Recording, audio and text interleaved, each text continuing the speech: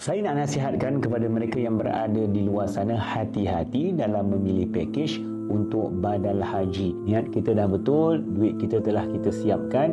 Takut-takut pakej yang kita pilih nampak murah tuan-tuan dan puan-puan, tetapi benda tersebut adalah scam ataupun penipuan. Beberapa tahun sebelum ini kita diwawarkan berkenaan tentang scam yang berlaku untuk badal haji. Jadi sayang sangat-sangat sekiranya kita menjadi sebahagian daripada mereka, sedangkan kita dah dengar berkenaan tentang cerita scam badal haji ini. Untuk melaksanakan ibadah badal haji ini, dia bukan sesuatu benda yang mudah. Dia memerlukan orang yang mempunyai integriti yang sangat-sangat tinggi. Diperlukan ada visa, diperlukan ada pemilihan orang yang tepat, tahu hukum hakamnya berkenaan tentang badal haji. Jadi, saya nak mengajak kepada semua untuk merujuk kepada mereka yang benar-benar berautoriti ataupun benar-benar berintegriti dalam melaksanakan ibadah tersebut. Duit kita adalah sangat-sangat bernilai kerana kita nak melakukan sesuatu yang terbaik buat insan yang tersayang. Untuk maklumat badal haji bersama dengan kami, tuan-tuan boleh hubungi tim kami segera dan insya-Allah